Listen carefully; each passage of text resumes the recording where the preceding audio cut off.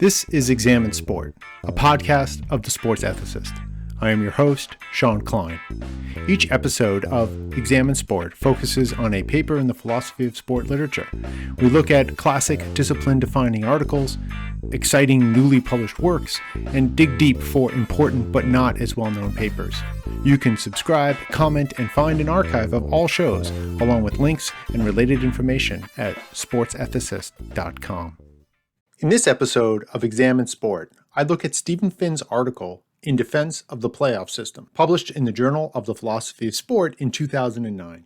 Finn sets out to first challenge critiques of the playoff system from Nicholas Dixon and William Morgan, and then to offer his own positive defense of the playoff system. Now, Finn starts out by presenting these two main critiques against playoffs. Now, his primary target is Nicholas Dixon, who presented his arguments in Unwinning and Athletic Superiority in the Journal of Philosophy of Sport in 1999. And Finn also engages with William Morgan's arguments as given in Morgan's 2006 book, Why Sports Morally Matter. Now, the first argument is that, quote, the playoff system places too much emphasis on only one criteria of athletic excellence, end quote. And the second is that, quote, the primary reason for adopting a playoff system is financial, end quote. So now Dixon starts off with the idea that, quote, the central purpose of competitive sport is to provide a method that determines which team or play is superior. So if this is the case, then a system that fails to determine the superior team, where the best player or team does not actually win, is what Dixon calls a failed athletic event. Right? Such an event fails, whatever the excitement and entertainment value there might be, the event fails to meet the central competitive purpose of the event. There are many ways this might happen, right? Poor play by the superior team, superior play by the inferior team, bad officiating, bad luck, bad weather, right? Other factors that might impact this so that the best team or player in this scenario doesn't win, right? Now, these things happen in sports. They happen all the time. Every participant or fan knows this. Now, the problem for the playoff system is that if there is a failed athletic event during the playoffs, in such a case, the team that wins the playoffs wouldn't be the best team. The champion in such scenarios would be the inferior team who just got lucky in some way. So that's not good. And Dixon also argues that this has led to an overemphasis on performing under pressure.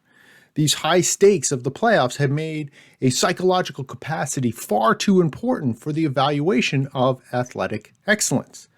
The psychological tenacity of performance under pressure might be an aspect of athletic excellence, but it shouldn't be, Dixon argues, so central as it has become, largely because of the pressure and high stakes of playoff systems. So if playoffs are a less accurate measure of measuring and comparing of athletic excellence, why do so many leagues opt for them? Why do we see playoffs in so many scenarios? Well, according to William Morgan, it's because of money. The playoffs are not about excellence, but about maximizing revenue from the spectacle that playoffs inspire. They generate fan interest and all the revenue effects of greater fan interest. Now, this, he argues, has led to not only a decline in the quality of play, the very athletic excellence that is supposed to be central to the activity, but also to the moral standards in sport.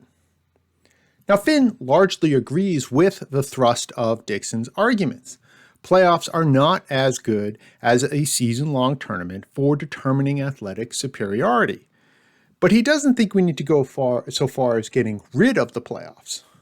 I quote, if a re-examination leads to the conclusion that our attitude toward the playoff system is faulty, then I suggest that we should simply change our attitude, not necessarily the system, end quote. So we need to change the way we think about the playoffs and athletic excellence. We need to change our attitudes, not necessarily the system itself. We should recognize that the season champion is not identical with the best team. The better team can and does lose. The winning team is rightfully called the champion, but that shouldn't equate to them being the season's best team. And we should recognize that, quote, psychological toughness is not a primary determinant of athletic ability, end quote. It's a factor for sure, but it shouldn't be the thing on which our understanding of athletic excellence turns. But why, if Finn agrees with Dixon that playoffs are a faulty way of determining athletic superiority, why should we bother with them at all?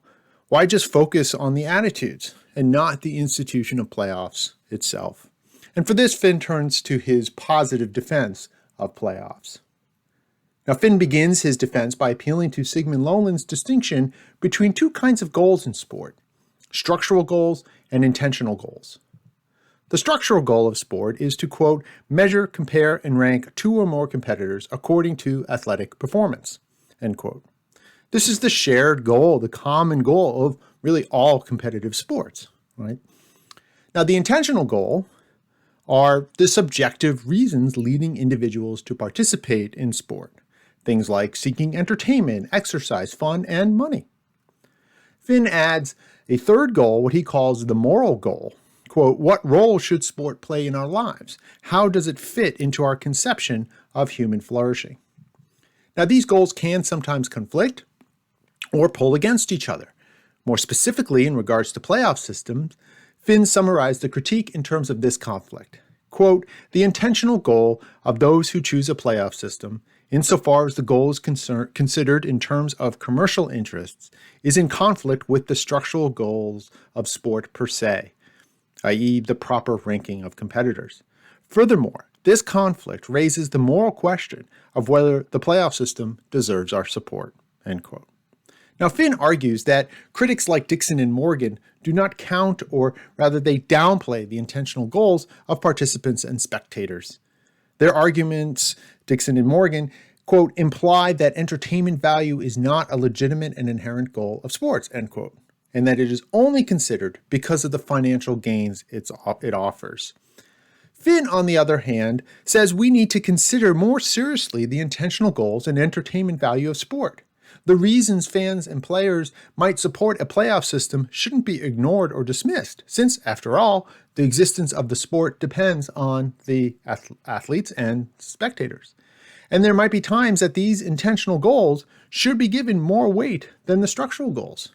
Right? Finn says, quote, all things considered, I believe the playoff system deserves our support because the intentional goals of athletes and fans to partake in a meaningful experience may sometimes outweigh the structural goal of determining the proper ranking among athletes, end quote. So Finn supports this claim by drawing a distinction between external and internal considerations for how to structure a league. External considerations would be things external to the competition in sport. The availability of fields, the availability of personnel to be referees and officials, financial sustainability of the league, and so on. And sometimes these determine how one might structure a league. And so they might turn to a playoff system in order to meet these external considerations. And such decisions would be external, though possibly necessary for the viability of the league.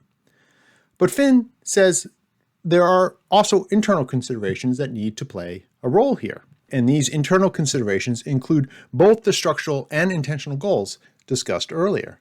Right? So we have to, when these goals conflict, quote, consider and weigh the structural goal of accurately ranking competitors against the intentional goals of the players, end quote.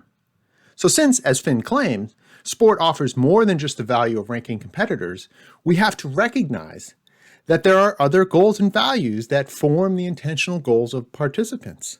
And these goals are just as legitimate as goals of sport. And to choose a system without a playoff in order to make the ranking of athletic superiority the primary goal, quote, we are subordinating one athletic good to another. More specifically, our desire to gauge athletic excellence would lead us to de-emphasize another legitimate goal of sport, i.e. the unique experience that occurs in playoff games, end quote.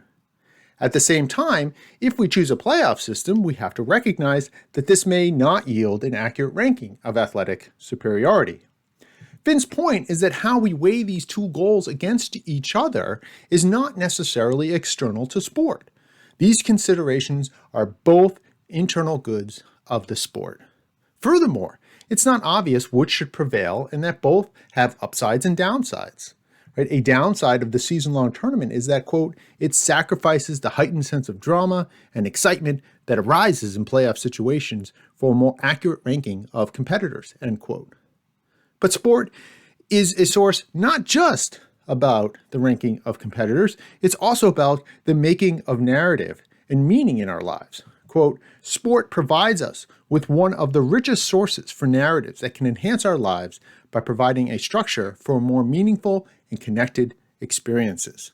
So Finn argues that while season-long tournaments offer meaningful narratives, a playoff system can often make for even better stories because it, quote, offers a culminating event that increases tension and drama. It produces more uncertainty and thereby heightens one's interest in the outcome. It allows for a distinction between types of games where athletes are challenged in different ways, end quote. So Finn concludes that for many, if not most fans and participants, the preference for playoff systems is not rooted in financial gain, but in the desire for these exciting and rich narratives that arise within such a system, and that playoffs can add more of the fun and excitement of play, which should not be dismissed just for the sake of greater accuracy in the ranking of competitors. Thank you for listening to Examine Sport. You can subscribe, comment, and find an archive of all shows, along with links and related information at sportsethicist.com. Please also consider rating the show at Apple Podcasts, liking it on YouTube, and sharing on Facebook, Twitter, and elsewhere. You can email the show, sportsethicist@gmail.com.